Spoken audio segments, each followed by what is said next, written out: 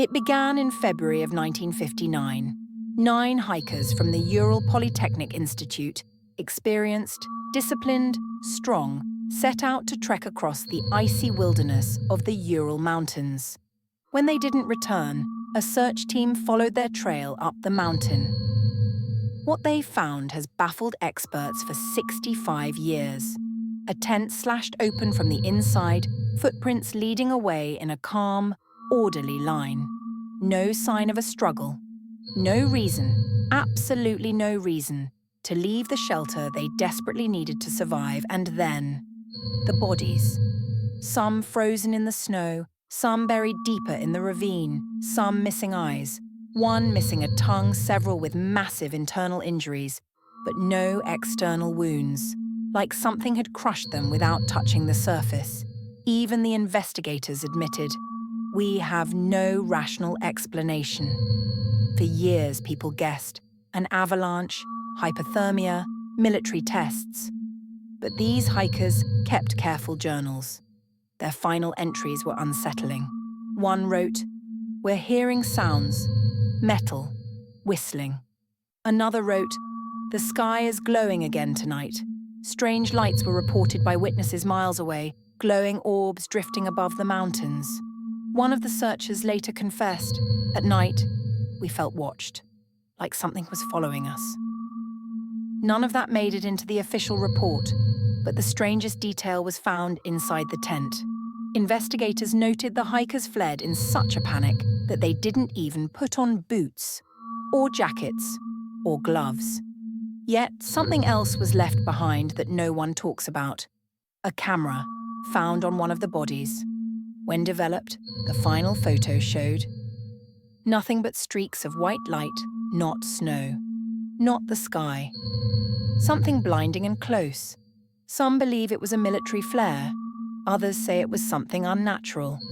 One of the rescuers claimed quietly, off the record, it looked like the mountain itself was glowing. Most people don't know the mountain had another name before the incident.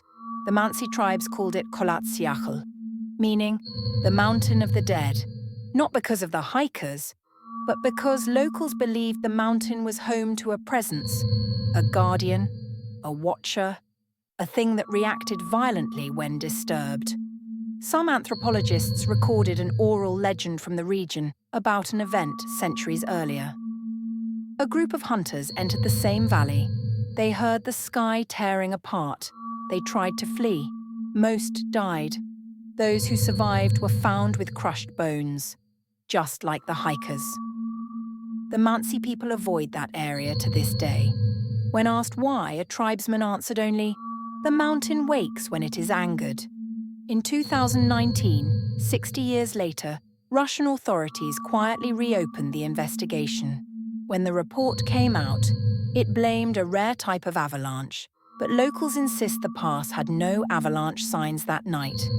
And satellite records show strange heat signatures in that area days before the hikers died. The official report was meant to settle the story. It only made it stranger. One scientist studying the case said privately, "Something happened up there that we still don't have the physics to explain." 9 hikers ran barefoot into lethal cold because something terrified them more than freezing to death.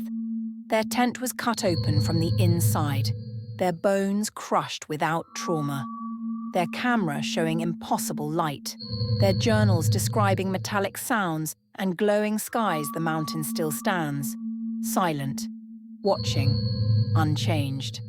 And whatever happened on that night has never happened again. Or maybe we just haven't heard about it.